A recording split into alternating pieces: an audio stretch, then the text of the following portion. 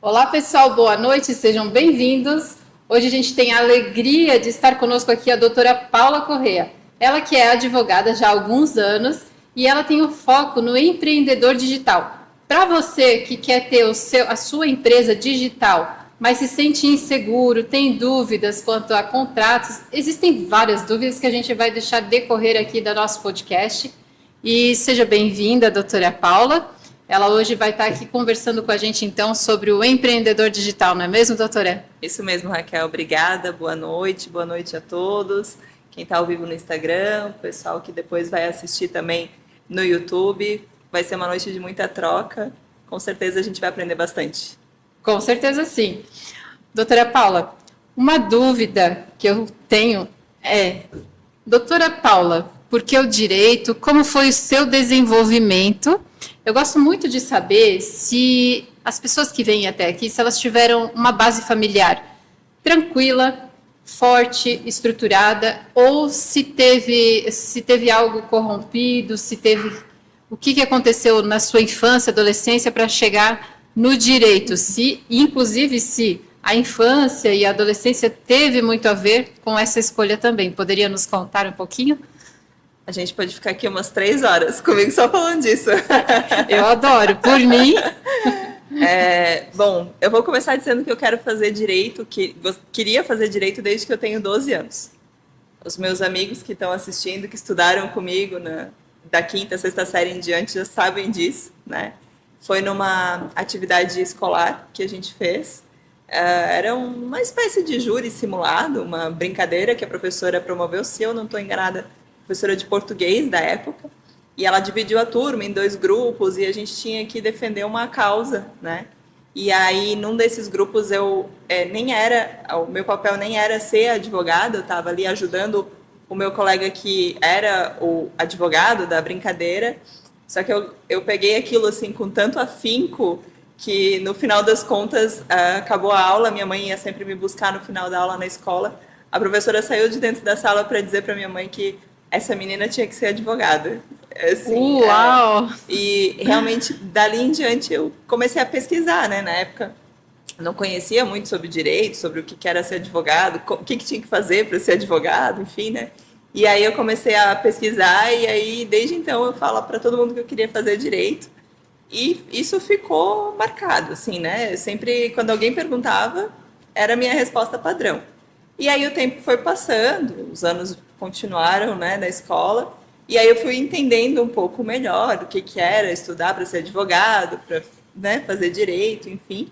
E aí no início da faculdade, daí também os meus colegas que me conhecem sabem que eu queria ser juíza. Eu comecei a faculdade com a missão de ser juíza. Ah, não, porque eu não vou advogar, eu vou estudar para concurso, eu vou virar juíza, enfim. E foi só depois de formada que eu me apaixonei realmente pela advocacia. Surgiu a oportunidade de advogar, né? Eu passei na primeira prova da OAB que eu prestei, consegui passar na primeira, e aí surgiu a oportunidade de começar a advogar, já na época para uma empresa, por coincidência, e aí eu me apaixonei pela advocacia. E esse sonho ficou guardado, o sonho de ser juíza, né? E aí, muitos anos depois de começar a advogar, mais ou menos uns 4, 5 anos depois, eu decidi, então, vou tentar retomar esse projeto, talvez, de ser juíza. E aí foi onde eu fui fazer especialização em Direito do Trabalho, para tentar virar juíza do trabalho, né? Era já um curso preparatório para magistratura trabalhista, e daí ali convivendo com os professores que eram juízes, todos eram desembargadores, né, profissionais muito capacitados, eu realmente percebi que meu lugar era na advocacia. Eu vi que eu não queria aquilo para mim, eu não queria os relatos que eles contavam da vida de juiz, não era o que eu queria para mim. Eu gosto da aventura de advogar, sabe? A vida do advogado é uma aventura. Todo dia a gente tem uma história nova, um caso novo, nunca um dia é igual ao outro, é uma montanha-russa. E eu decidi, dali terminei a minha pós, até porque era uma pós-graduação, então sou pós-graduada em Direito do Trabalho, Processo de Trabalho, gosto muito dessa área também, mas desisti de ser juíza e tenho certeza que vou me aposentar como advogada. Como né? advogada. Uhum. E aí, voltando então antes dos 12 anos, né? Perguntou da minha história de família. A minha família é a base do que eu sou hoje, né? Eu sou uma felizarda de ser filha de pais casados, o que hoje em dia a gente sabe, né? Como advogada, eu sei que é raro, né? Existem muito... Não tem nada de errado nisso, né? As pessoas se separarem, seguirem sua vida, mas eu acho que é um privilégio meu poder ter sido criada pelos meus pais casados. E aí eu tenho uma irmã, que é 9 anos mais nova do que eu. Então, até os 9 anos eu fui filha única, né? E eles sempre me criaram com muito esforço. Sou oriunda de escola pública, nunca estudei em escola particular, sempre a minha vida toda em escola estadual. O que nunca foi... Eu sempre fui uma das melhores alunas da sala, assim, então isso não me prejudicou em nada depois do meu desempenho acadêmico, enfim. Passei em ótimas colocações nos vestibulares que eu fiz, né? Todos para direito. Acabei optando por estudar na Uniaselv, que na época era uma excelente universidade, né? A época tinha ainda algumas características que hoje não existem mais, mas era excelente. E os meus pais, eles sempre me deram muito apoio, né? Mas a gente tinha uma vida simples, né? Nunca foi uma vida de muitas posses, nunca faltou nada, mas sempre foi uma vida comedida, né? E aí eu lembro muito que antes de morar em Blumenau, eu não moro em Blumenau minha vida inteira, antes de morar em Blumenau, eu morava em Tubarão. E lá, até hoje, não tem tanto acesso às coisas como tem aqui em Blumenau. Blumenau é uma cidade maravilhosa, eu sou suspeita, amo, né? E aí eu lembro que meu pai falava para mim, de repente, minha filha, quando tu crescer, faz um curso técnico, né? Eu acho que para não criar muita expectativa, assim, né, de que eu fosse conseguir fazer uma faculdade, que era um sonho muito distante. E aí quando a gente veio para em Blumenau, tem muita oportunidade aqui, né? Já tinha mais do que uma universidade, enfim. E aí esse sonho foi ficando mais perto, assim, foi ficando mais próximo. E o meu pai foi começando, meus pais, né, meu pai e minha mãe começaram, não, então vamos fazer vestibular, vamos dar um jeito, vamos pagar. E aí, mas, né, tu tem que trabalhar. E aí eu já comecei a trabalhar com 18 anos para poder pagar a faculdade. Então eu paguei minha faculdade todinha, né? Passei em diversos empregos. Uma curiosidade, eu nunca trabalhei na área jurídica antes de ser advogada. Eu trabalhei na indústria, tem até um vídeo no meu Instagram sobre isso. Trabalhei na indústria, no comércio, em multinacional. Trabalhei numa empresa que todo mundo acho que tem curiosidade de saber como funciona, que é a Serasa. Olha E trabalhei num banco. E aí só depois que eu passei na OAB é que eu fui trabalhar no mundo jurídico, que eu fui realmente trabalhar na área do direito. Então eu imagino, penso, tenho para mim que essa bagagem que eu tenho de diversas áreas antes da advocacia me faz uma profissional mais completa hoje, sabe? Porque assim, quando alguém me fala alguma coisa, porque eu tive no banco, fiz tal coisa. Eu sei como é num banco, eu já trabalhei num banco, eu sei que já fazem alguns anos, mas a essência não muda, né? A essência da indústria, a essência do comércio, a essência do serviço continua a mesma. Então, isso me faz ter uma conexão com os meus clientes, justamente, que são da área empresarial, que tem uma vivência, né? E eu não me arrependo nem um pouco de não ter feito estágios, coisas relacionadas à área jurídica, justamente porque essa vivência me traz uma bagagem que o direito não traz, né? Eu já tive estagiários que trabalharam comigo que não sabiam como pedir um troco na padaria. Eu entreguei assim, R$50 para o estagiário. Eu disse, olha, eu preciso que tu vá na padaria trocar o dinheiro, porque amanhã um cliente vem aqui e eu preciso dar o trocado para ele. E aí ele falou, precisa ser hoje? Eu falei, não, pode ser amanhã. Quando tu vier para o estágio, tu passa na padaria e troca o dinheiro. E aí ele voltou com o dinheiro trocado. Eu falei, e aí, deu tudo certo na padaria? Ele falou, meu pai trocou para mim. Então ele falou, eu não sabia, se eles dissessem que não, o que eu ia fazer? Eu falei, daí tu compra uma bala e dá os R$50, eles vão ter que te dar o troco.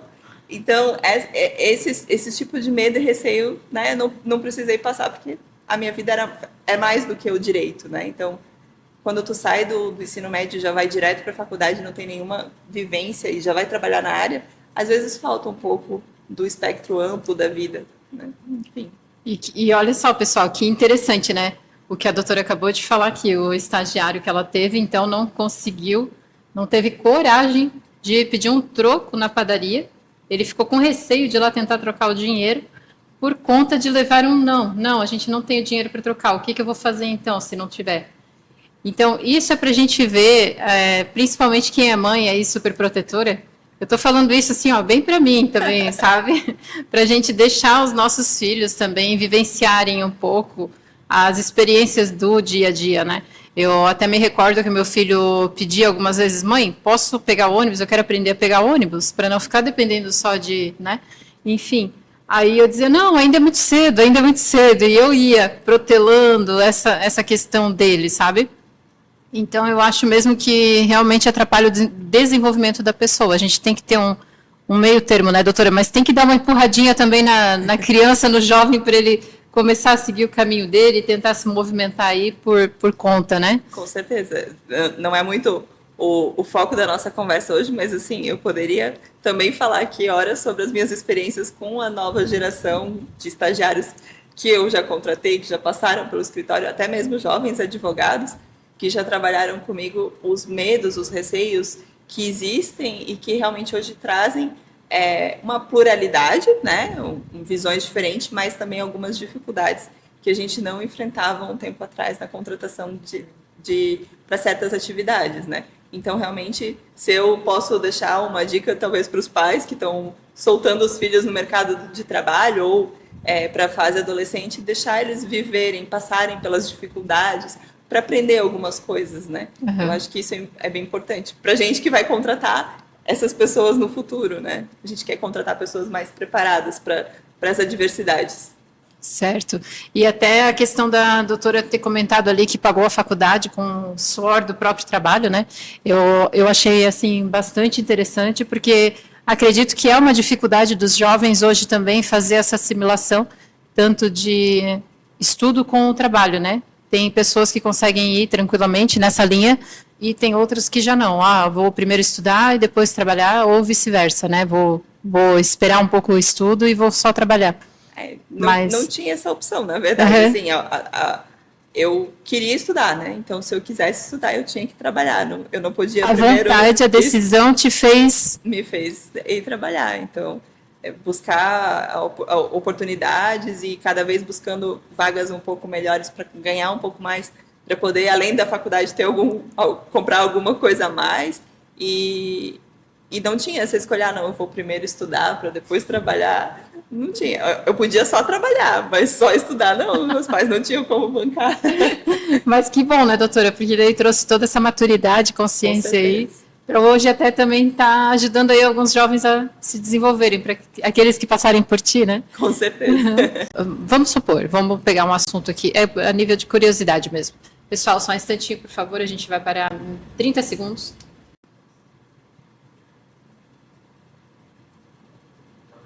Show.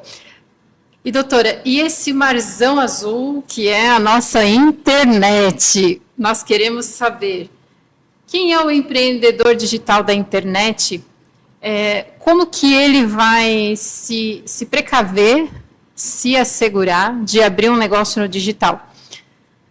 Uma das minhas maiores dúvidas, particularmente falando, é hoje nesse nicho aí tão forte que vem se destacando na parte de desenvolvimento, que são as mentorias e os treinamentos. Os mentores que eles vendem para a gente, essas mentorias aí de longo prazo, curto prazo, ou mentorias individuais mesmo. Como que esse mentor ele pode se precaver e também o cliente? Como que a gente pode assimilar um pouco qual é o espaço de cada um nesse mundo? E se eu comprei uma mentoria e não gostei, ou se o mentor me prometeu que eu ia ter um resultado e eu não tive, eu sei que a gente usa da frase que você só não vai ter o resultado se você não fizer as tarefas, né? Isso também é muito colocado pelos mentores e eu, como já fiz mentorias, eu sei que realmente isso é fato, né? Muitos resultados que a gente não tem é por não colocar as tarefas em prática. Mas até onde vai o limite de cada um, o direito de cada um? Como que esse empreendedor consegue se assegurar? Bom, vamos começar do mar que é a internet, né? Como tu mesmo colocou, Marzão, né? O mar que é o digital, né? Ele é uma janela de oportunidades, né? É muito fácil empreender hoje com o digital, muito mais fácil do que era, e eu nem vou dizer antigamente, eu vou dizer há poucos anos atrás, né? Eu acho que a pandemia trouxe um salto nessa questão do empreendedorismo digital, né? A questão do MEI também, né? Então ficou muito mais fácil trabalhar de forma regular com os tributos, com a parte de emissão de nota e até mesmo com direito a benefícios, né? Uma vez a pessoa tendo o MEI, então é uma renda considerável aí que dá para receber dentro do enquadramento do MEI. Porém, o que as pessoas não se precavem, não dão muita atenção, são as nuances que a lei traz em diversas áreas, né? E que aí a pessoa foca em vendas, em financeiro, em rede social, em marketing, mas acaba não cuidando da parte jurídica do negócio, né? E são pequenos detalhes, eu nem vou dizer aqui que não contratam uma assessoria jurídica especializada. Às vezes não cuida do básico, daquilo que a gente sabe não só como empreendedor, mas como próprio consumidor. Se a gente usasse um pouquinho da empatia, né, como ser humano, como pessoa que vive em sociedade, muitas coisas a gente saberia sobre lei naturalmente, justamente por a gente aplicar aquilo que eu gostaria que aplicassem comigo. Geralmente isso funciona. Então, assim, não precisaria nem um grande conhecimento jurídico para utilizar algumas regras. Um exemplo disso é a questão de um produto danificado, né? Eu vendi um produto, a pessoa recebeu, está danificado. Eu vejo muitas pessoas entrando no embate com o cliente, com o consumidor, por conta de um produto de R$50, de R$100. Poxa, o cliente está dizendo que está estragado ou que não funciona. Será que realmente vale a pena eu perder esse cliente e não trocar esse produto, né? Entrar na briga com ele? Como eu gostaria de ser tratada, né? Se fosse o oposto, né? Então, sem saber, sem ir profundamente, conhecendo se tem direito à garantia, não tem direito à garantia, direito à troca ou não, se eu usar da minha empatia, eu vou estar aplicando, de certa forma, o desejo do meu cliente, eu vou estar cumprindo a lei. Porque se eu deixar meu cliente feliz, com certeza ele não vai me processar, então, automaticamente, as partes vão estar de acordo juridicamente, falando que é um dos princípios, né? A gente usar o costume como uma regra. Então, assim, a primeira dica que eu dou para alguém que vai empreender, e nem só no digital, né?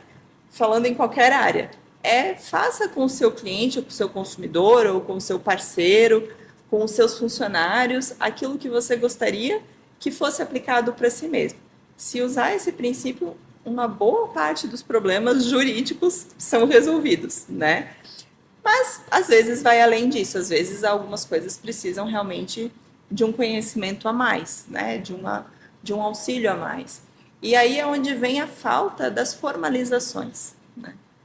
Então, aí a gente pode pegar o gancho da mentoria, dos coaches, dos treinamentos, das vendas de cursos virtuais e toda essa gama de infoprodutos que a gente chama, né? Que falta muita formalização, falta muita documentação, falta muito contrato, termos, documentos que assegurem ambas as partes, né?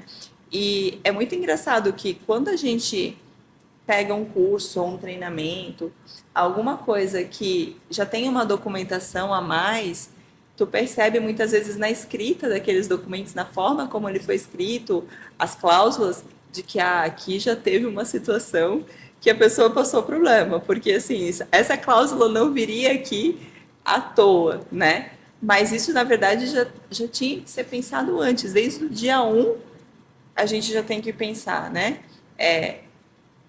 Por exemplo, naquilo que tu comentou sobre as mentorias que fazem promessas milagrosas. Tudo bem, se o teu mentorado fizer tudo que está no programa de ensino, ele vai obter aquele sucesso. Mas será que não vale um alerta das coisas que não dependem do mentorado? Porque, por exemplo, a gente vê aí o Meta, né, o Facebook, mudando regras de negócio o tempo inteiro, né? Então, tu fez toda uma mentoria baseada numa regra da rede social e, de repente, essa regra mudou. Se o teu mentor não se precaveu e não escreveu que depende de que aquele dispositivo continue funcionando da mesma forma e tudo mais, ele pode sim ser responsabilizado. Uma coisa também que é comum e muita gente não sabe, aí pegando um ganchinho nos influenciadores digitais, né, que eles fazem muita propaganda. Marketing, né, de vendas, as publis, né, as publis. Que o influenciador é responsável por uma propaganda enganosa, por exemplo. Se eu estou fazendo uma publicidade dizendo que aquela maquiagem funciona XYZ, que vai deixar um glow maravilhoso, que vai durar 12 horas, e eu compro e não dura, ele pode ser responsabilizado por propaganda enganosa. Então, assim, a gente tem aí só nessa história da propaganda enganosa, o contrato muito bem feito que deveria ser feito entre a marca e o influenciador, o aviso que o influenciador deveria deixar na publicidade de que ele não está prometendo o resultado para aquela pele, para aquela pessoa, e também como se comportar perante o consumidor que for fazer uma reclamação de que aquele produto não funcionou, de que aquela marca está enganando. E aí a gente volta de novo para a mentoria, né? O que a mentoria vai fazer se o mentorado não alcançar o resultado? Ela vai ignorar esse mentorado?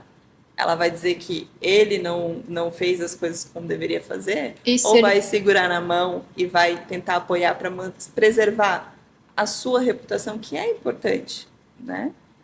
Porque tem o papel do... Eu estou assim, só pegando um caso à parte, assim, uma ficção, né? Se o mentorado fala, mas eu fiz as tarefas e mesmo assim não deu o resultado. Aí, quem é que prova que fez ou que não fez? Aí a gente vai entrar naquela seara da questão do direito do consumidor, né? A gente precisa lembrar que o consumidor, na maioria das vezes, ele é o mais fraco da relação, né?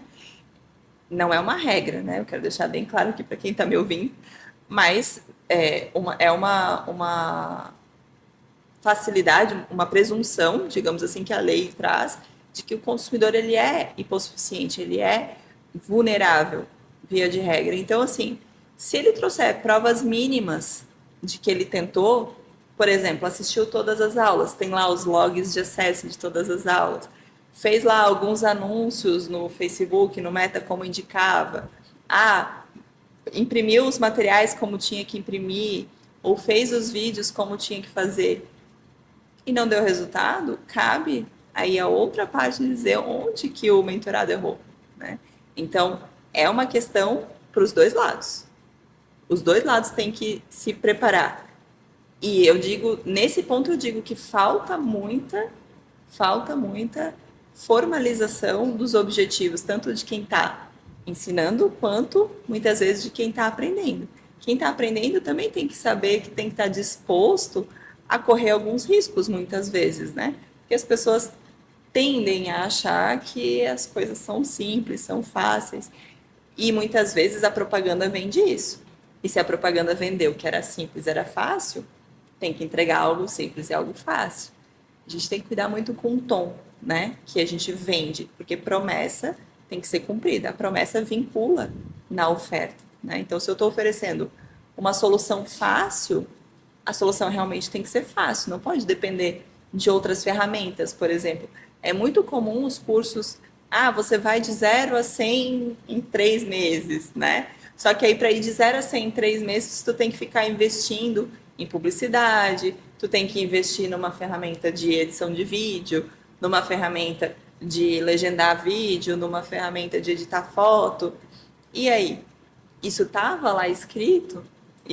E aí esse custo todo pode se reverter contra quem vendeu a mentoria, quem vendeu o treinamento, quem vendeu o curso. Que faltou informação, ficou algo Falta obscuro. de informação, exatamente, exatamente. E não pode ser em letrinha pequena. Não pode ser letrinha pequena? Não pode ser letrinha pequena, porque se tiver em letrinha pequena, muito pequena, pode ser desconsiderado, inclusive. É como se não existisse. Tem que estar visível, claro. Eu acho que a palavra aqui é transparência. A palavra-chave é seja transparente em tudo que tu for vender, né? No online, em todo serviço que tu for fazer digital, ser transparente é o melhor caminho.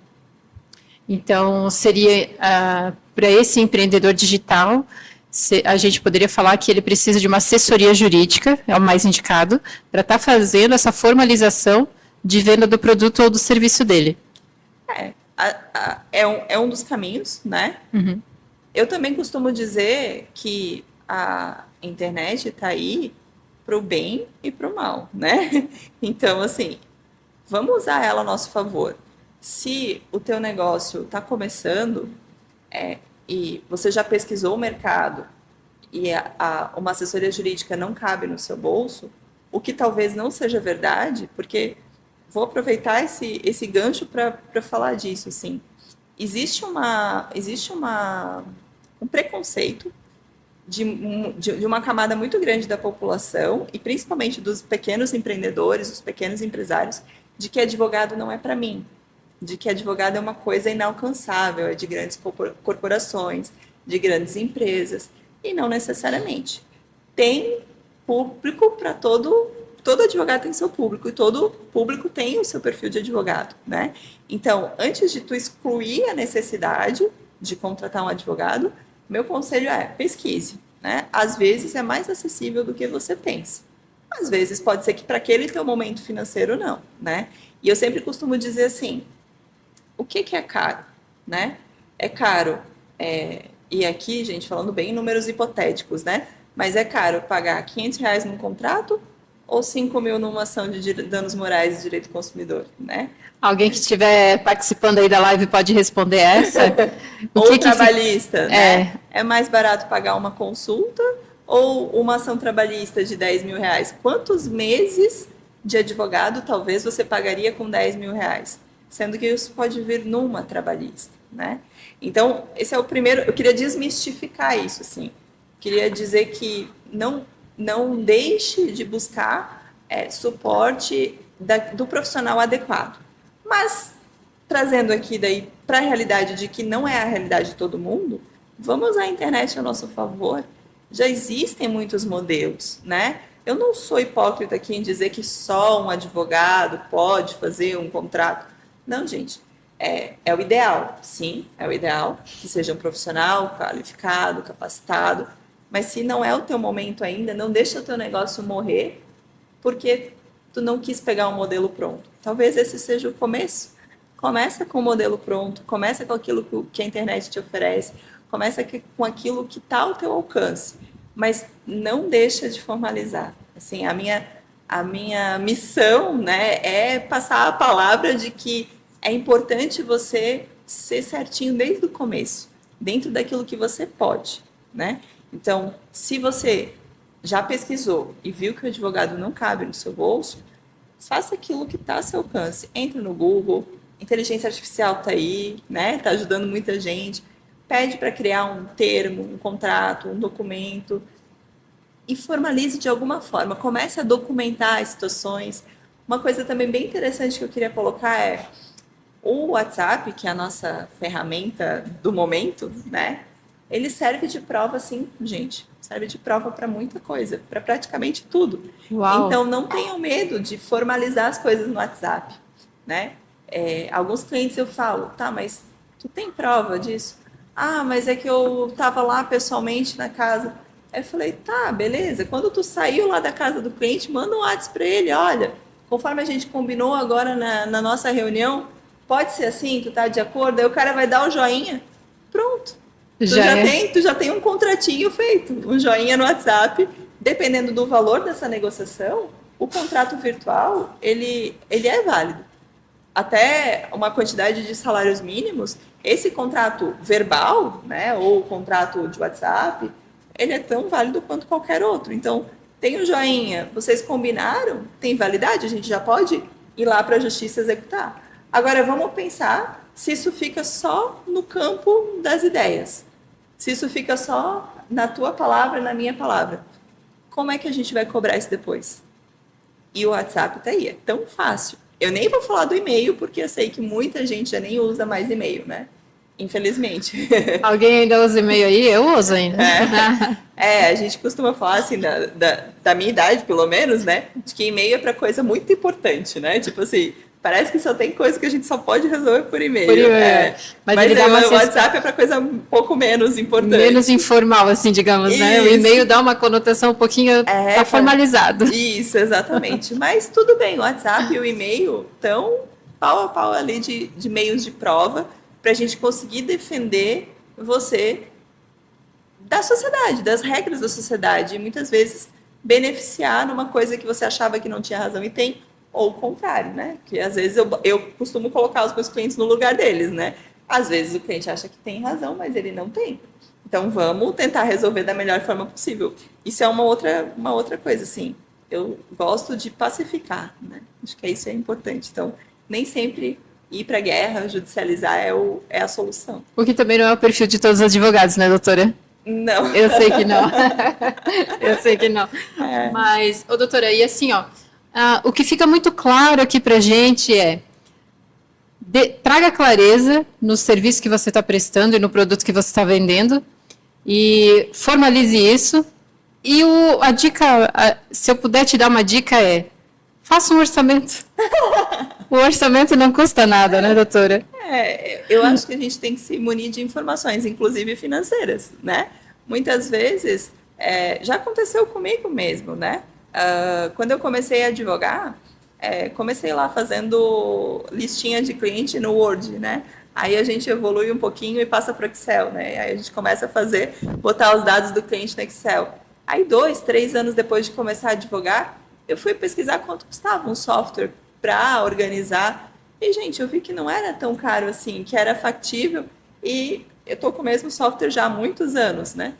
E isso ajuda muito o meu escritório a se organizar, a atender melhor o cliente, a crescer. Recentemente, uns 2, 3 anos para cá, a ferramenta de atendimento por WhatsApp. Então, não são coisas caras, mas que se eu não fosse buscar, não são caras para o perfil, né, da minha empresa, mas que se eu não fosse buscar informação, eu não ia saber. E a mesma coisa para as outras áreas, né? Muitas vezes, eu acho que um advogado é caro, mas ele não é. Eu queria ser atendido pelo contador X, mas eu nem vou lá porque a porta dele é tão bonita, então ele deve ser caro, né? Uhum. Mas às vezes ele não é. A gente faz um pré-julgamento. A gente faz, né? Então, não... a porta é bonita porque ele quer te atender bem, né? O advogado, o contador, ele quer te receber bem. E não necessariamente quer te cobrar caro, né?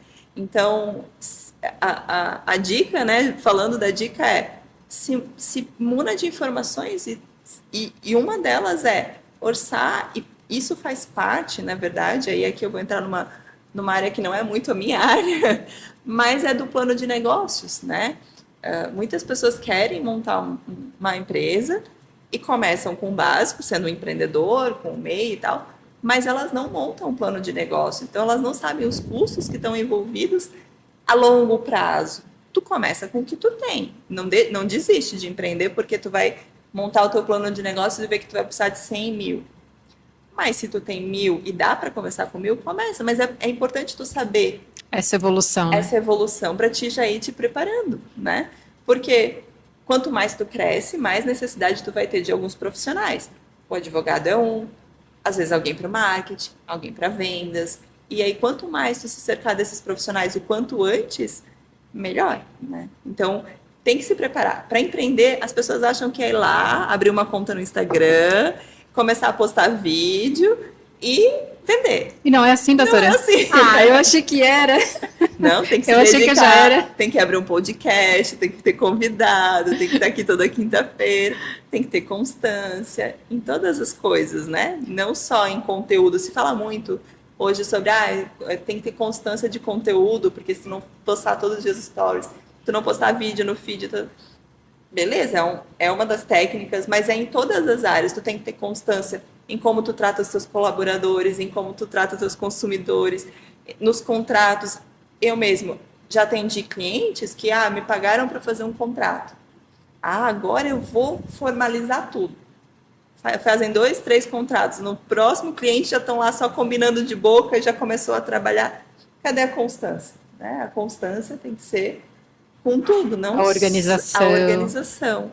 Tem que ser em Até todas porque as áreas. depois fica um histórico, né? Tu tens formalizado as informações, tu tem um histórico do que tu precisar para alguma pesquisa ou para um planejamento futuro, inclusive. E é hábito. Só quem é organizado, né, sabe que organização é hábito em todas as áreas, né?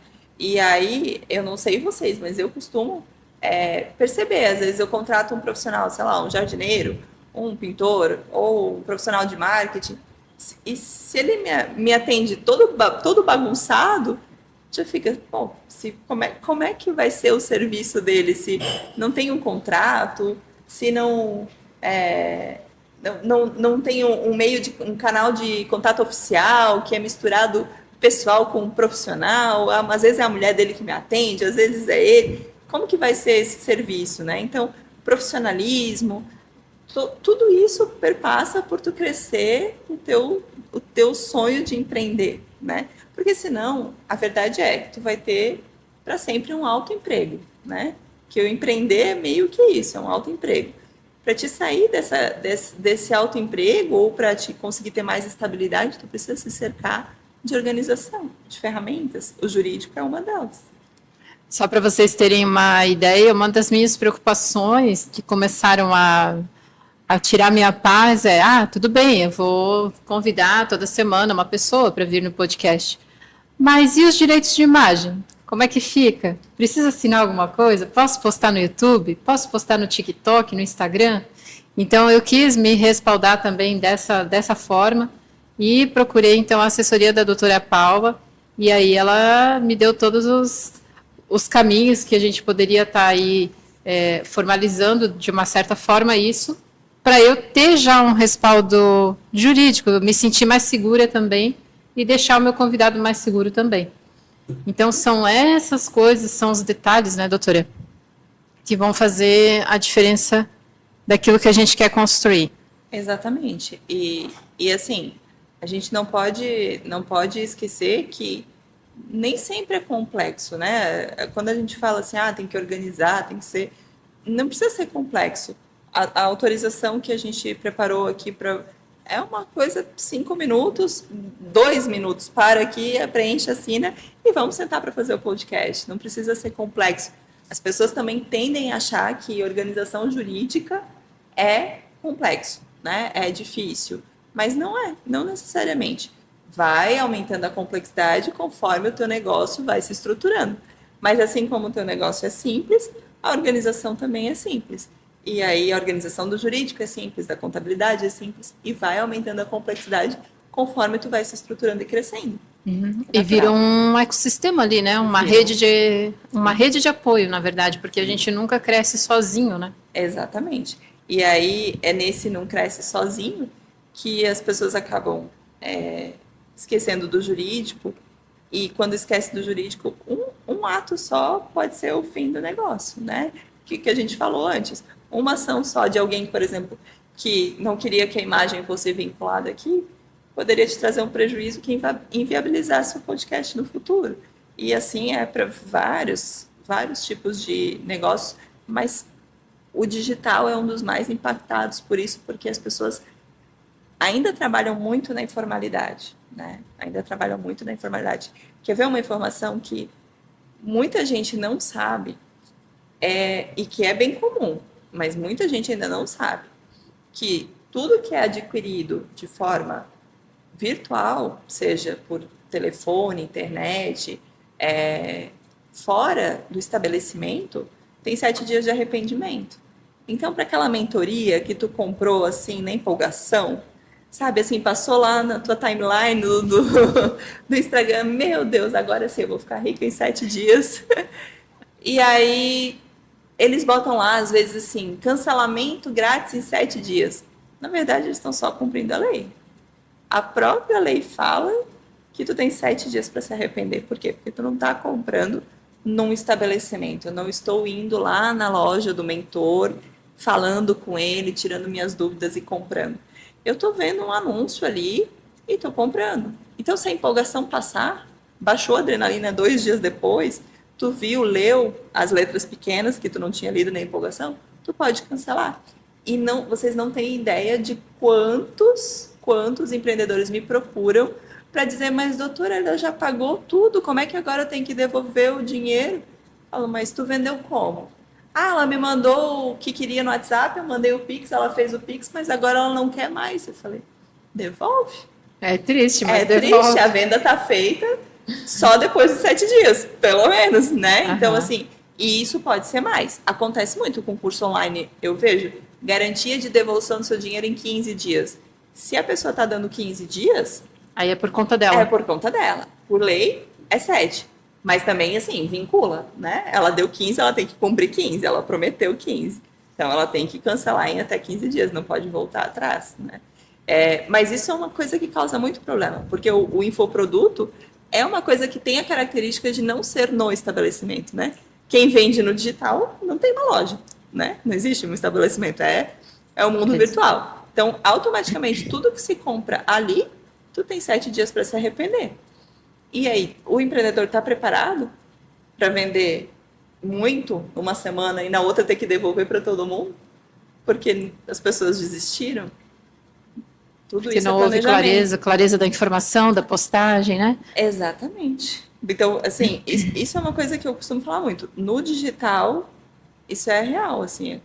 E existe uma falta de esclarecimento muito grande sobre essa situação. E aí depois tem as questões de defeito, de falha na prestação do serviço, que aí a gente já vai entrar numa parte mais complexa de garantias, né?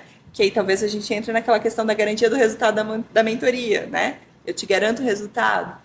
Qual que é a garantia? Como funciona a garantia? Isso tinha que estar escrito, né? Para você saber. Doutora, e em se tratando assim de compartilhamento de vídeos, de postagem, caiu na rede, é para todo mundo, não tem essa questão, não vou compartilhar porque é um vídeo...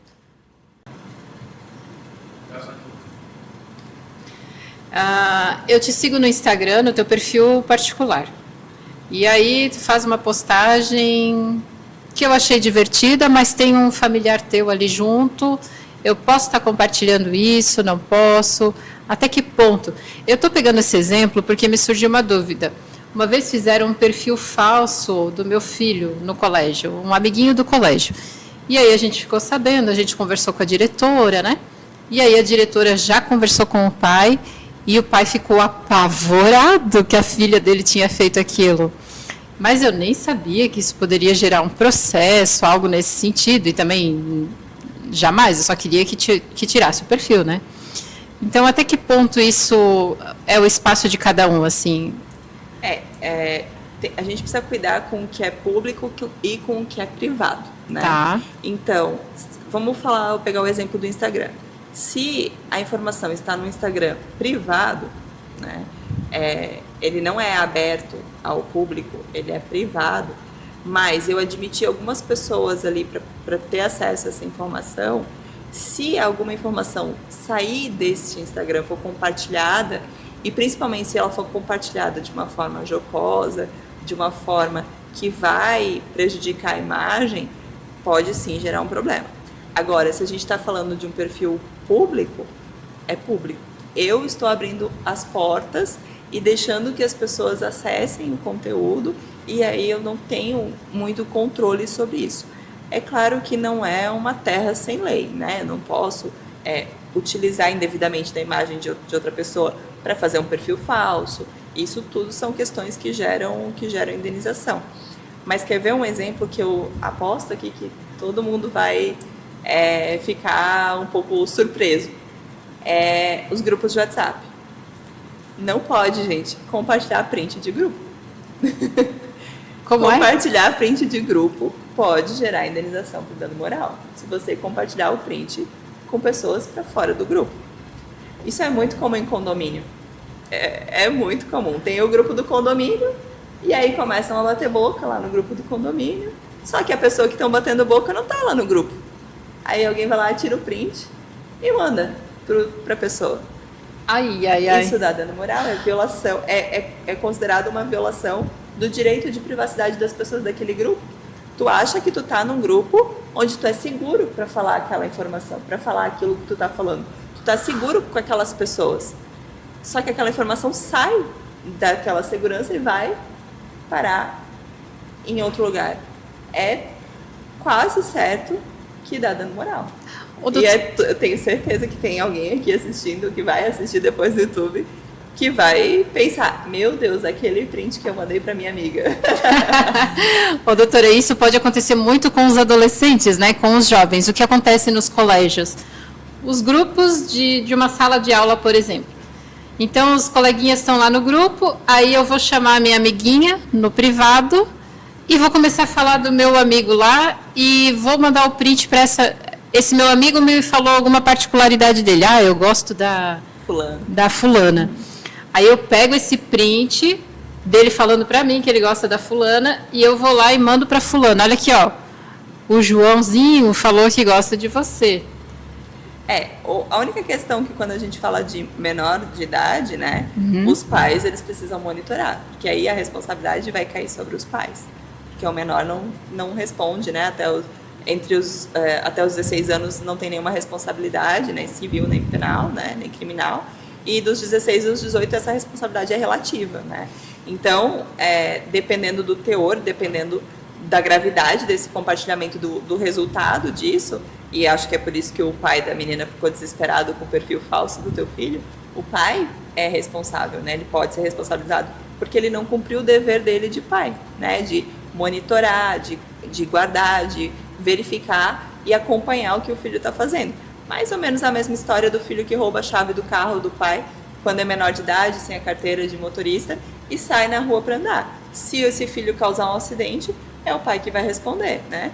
E a mesma coisa serve para as redes sociais. Se esse filho causar algum prejuízo, o pai pode responder, né? Os pais aqui, falando do pai e a mãe, né? Então, eles podem vir a responder pelos atos daqueles que a gente é responsável. Então, a gente tem que cuidar muito.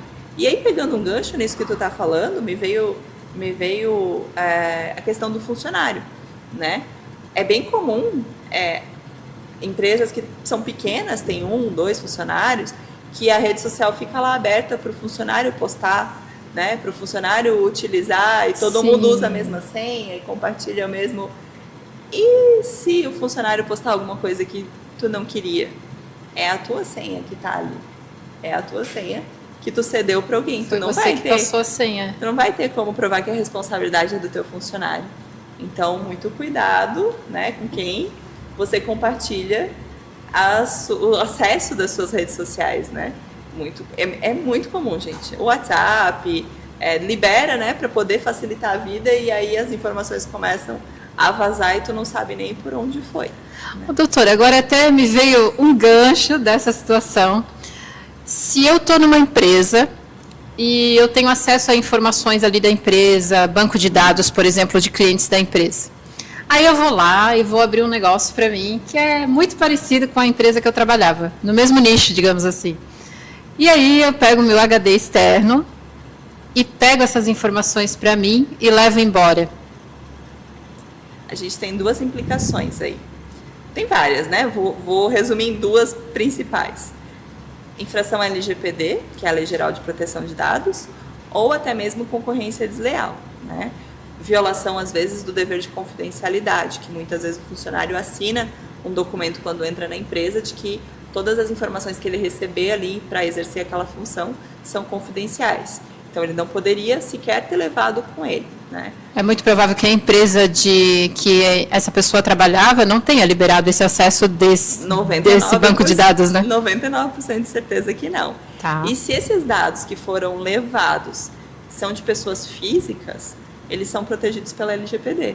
Então, pode responder tanto a pessoa que está usando os dados indevidamente, quanto a empresa que permitiu que esses dados fossem vazados. Então, a empresa tem que cuidar muito com os dados, como ela armazena, como ela guarda, como ela cuida, porque justamente eu te forneço o meu nome, o meu CPF, o meu telefone para participar aqui desse podcast, né? E aí tu contrata alguém para te auxiliar, virar tua secretária e tudo mais. Essa pessoa, quando sai, leva os meus dados e me convida para um outro podcast. Ah, eu peguei as tuas informações lá com a Raquel. Opa, mas eu não autorizei a Raquel a compartilhar as minhas informações. Como é que tu tá com as minhas informações? Quem te deixou me fazer contato comigo? Eu não te autorizei. Quem nunca, a gente comprou um móvel numa loja e recebeu ligação de uma empresa de garantia, comprou um carro e aí uma corretora de seguros começa a entrar em contato, aí compra um produto numa determinada loja e começa a receber. Tem um caso bem famoso em Balneário, que a pessoa comprou um apartamento, que foi um dos primeiros casos de LGPD, comprou um apartamento e começou a receber ligação de arquiteto para vender projeto de arquitetura. Quem passou essa informação? Exatamente, de onde veio essa informação, né? Isso é infração LGPD. Então, não só quem pega os dados sem autorização pode responder, mas quem deixa isso acontecer pode responder. Aí a gente entra de novo no compartilhamento de senha indevido, muitas vezes a empresa deixa tudo acesso liberado para todas as pessoas que trabalham ali juntos, muitas vezes nem é funcionário, é só um prestador de serviço, um parceiro, que vai lá, num belo dia resolve abrir uma concorrência e leva todas as informações. Então, além da questão da concorrência desleal, tem que observar a questão da LGPD também. Uau! O negócio é mais sério do que a gente imagina. Não é só abrir uma conta do Instagram e sair postando. É bem isso. Ô, doutora, e a questão do... Eu não sei se a gente pode adentrar nesse assunto, assim, mas se não, tudo bem também. Mas, mais ou menos, essa questão desses links, desses vendedores que são afiliados, não dos links, vendedores afiliados, né? Então, eu vou me afiliar a algum produto e vou começar a gerar esse link aí, vou revender esse produto. A minha responsabilidade sobre isso fica naquela questão parecida com o influenciador, que quando está fazendo propaganda de alguma coisa, com tanto do produtor quanto do influenciador? Sim. Principalmente se ficar muito evidenciado que você está ganhando comissão sobre aquilo, né? Uhum. Então, tá muito... Hoje em dia, essa questão dos afiliados, eles estão tentando, que eu tenho percebido, né? Tentando passar uma vibe, vamos usar essa expressão, de influenciador, né? Mas, na verdade, é um canal de vendas. Fica muito nítido, né? Que está ali oferecendo massivamente um produto atrás do outro. Ah, porque isso aqui facilita a minha vida, porque isso aqui pinta a parede, porque isso aqui... Então, sim, se aquele produto não for tão bom quanto tu demonstrou, tu pode, sim, ser responsabilizado junto... É toda a cadeia, tá, Raquel? É quem vende, quem fornece, quem fabrica. Então, às vezes, o produto é fabricado pela empresa A, vendido pela empresa B, ofertado na empresa B, ofertado lá na Amazon, e aí o afiliado foi lá e vendeu pelo Instagram. Então, assim, a gente só aqui rapidinho tem 3 empresas que podem responder pelo defeito, pela ineficiência, pela garantia desse produto. Então, cuidado. Cuidado com quem você se associa em todos os sentidos, né? Cuidado com quem eu quero para meu parceiro, qual é o produto que eu vou vender. Aí eu vou voltar lá no começo do podcast. Eu compraria esse produto? Serve para mim?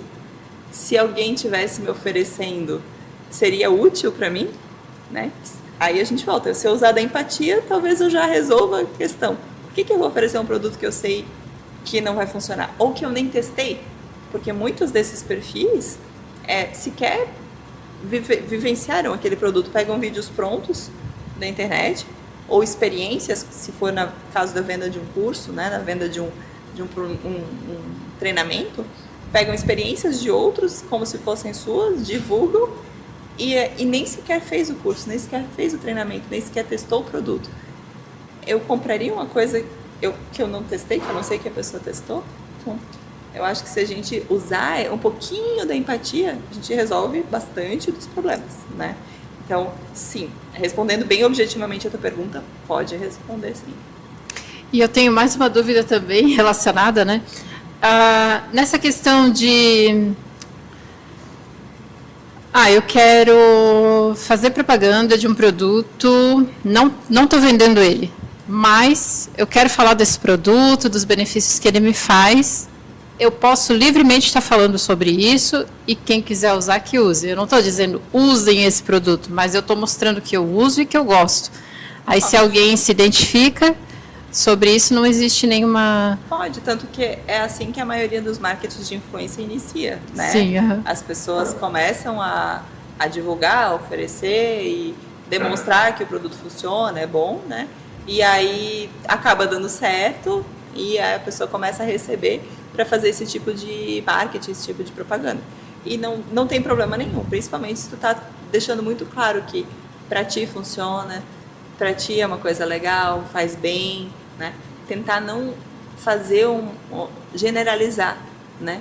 Para não cair na propaganda enganosa, porque não tem como saber se aquilo vai funcionar para todo mundo, em todas as situações, em todos os lugares do país, né? Pensa, olha o calor dos infernos que está hoje aqui em Blumenau, né? É verdade. Onde estamos. É verdade. Compre uma maquiagem para usar aqui. Será que vai ter o mesmo efeito se for usar numa cidade mais seca?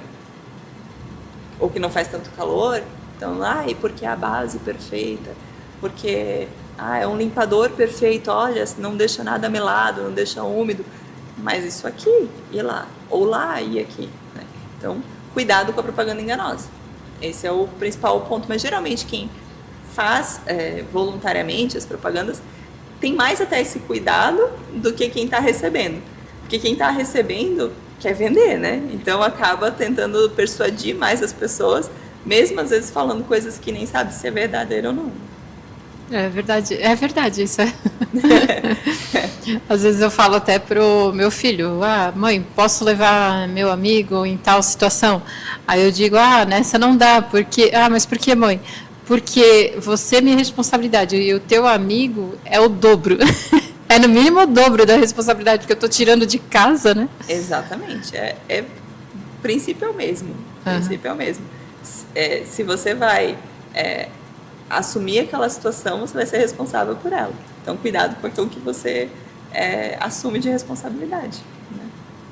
Doutora, mas uma coisa é fato, assim, né? A internet, ela veio para ajudar muitas pessoas, né? Está gerando aí fonte de renda para muita gente, está trazendo um vigor novo, está trazendo novas possibilidades, conexões. Eu costumo dizer que é um caminho sem volta, né? Então, quem ainda, de alguma forma, tem uma resistência em relação à internet, agora a inteligência artificial, acho melhor baixar a armadura, abraçar a causa, porque, sim, é o novo normal, a gente cada vez mais está se relacionando de forma virtual para várias coisas, e para várias coisas é muito positivo. Para outras, não, né? A gente perde algumas conexões, algumas relações boas que se tem presencialmente, né? Mas ela facilita muito as coisas. Quantos produtos e serviços a gente tem acesso hoje que a gente não tinha quando a internet não era tão difundida, quando os aparelhos não eram tão capazes de processar as informações, né? Porque a internet está aí há bastante tempo, mas agora está cada vez mais na palma da mão. E aí é nesse ponto que eu digo assim, que vamos usar a nosso favor, né? Vamos usar isso para a gente crescer como pessoa, como profissional, como ser humano, para se desenvolver, e não só para buscar, às vezes, coisas que não são tão positivas, né? Então, muitas vezes, se eu não tenho dinheiro para pagar um profissional para certas coisas, será que não tem uma solução na internet, né? Mais barata, mais acessível? Enfim, acho que a gente tem que abraçar, né? Abraçar e se precaver, como qualquer coisa que a gente for fazer. Eu até ia fazer agora uma pergunta referente a jogos, né? Os jogos digitais aí.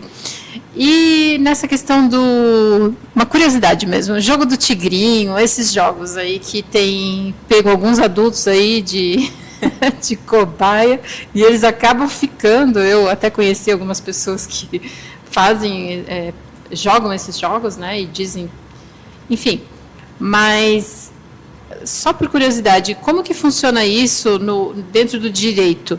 Até que ponto a gente está assegurado? Eu sei que a gente é de maior de idade, joga quem quer, ninguém está obrigando a jogar, mas até que ponto ali as técnicas de persuasão, até onde vai o direito e essa liberação desses jogos nas redes? Qual é o real perigo disso, para a gente ter um pouco mais de clareza na visão jurídica disso, doutora? A questão toda por trás desses jogos, vamos chamar de jogo do tigrinho, que daí todo mundo entende, né? É que eles são caracterizados como jogos de azar, né? Porque no Brasil é proibido jogos de azar, então por isso que o bingo é proibido, por isso que o jogo do bicho é proibido, porque não é um jogo ao qual você tem real chance de ganhar. Você muitas vezes está sendo manipulado, muitas vezes não existe uma ciência por trás, não existe uma estratégia por trás, né? Então, esse é o grande X da questão e por isso que esses jogos eles são vedados e proibidos. Obviamente que se eu jogo, né, e não influencio outras pessoas a jogar, que é o que acaba acontecendo, né? Eu vou ser a única prejudicada e eu vou arcar com as consequências disso, né? O problema todo está acontecendo de quem, além de fazer a prática do jogo, influencia outras pessoas a jogar.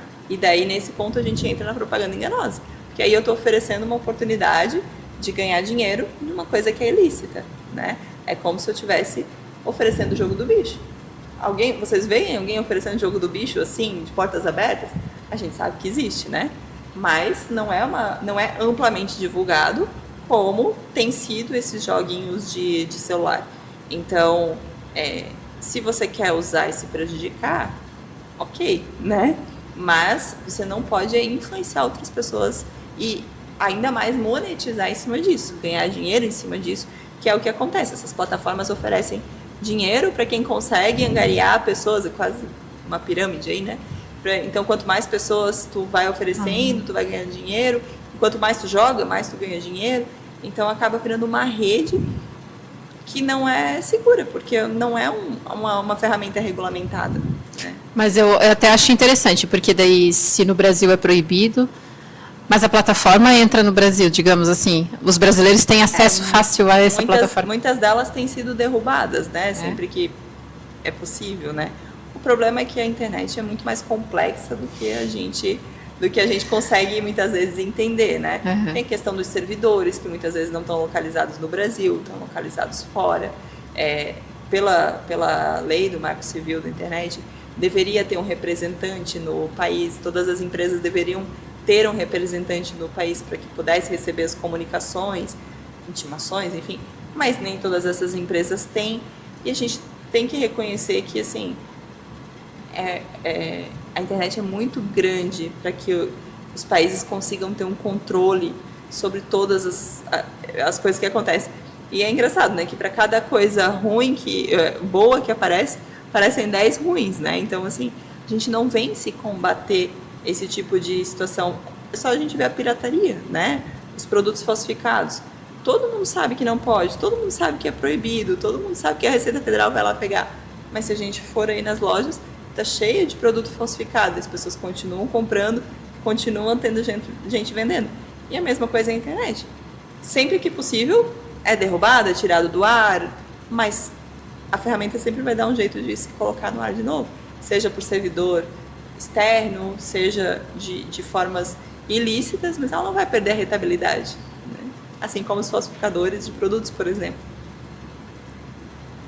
Doutora, gostaria de deixar alguma dica, algum contato também para a gente estar tirando dúvidas, procurando a tua assessoria, algo que ficou e talvez eu tenha esquecido de perguntar ou de mencionar? Bom, a gente conversou tanta coisa. Eu teria assunto, eu digo para vocês, eu teria assunto ainda muitas dúvidas ainda, de verdade. Mas... Não, a gente volta aqui um outro dia, então. Sim, com certeza. Bom, eu vou deixar meu Instagram aqui, né? Que a forma do advogado mostrar o seu trabalho é através do conteúdo, né? Então, quem quiser me seguir é paulacorreia.adv, né?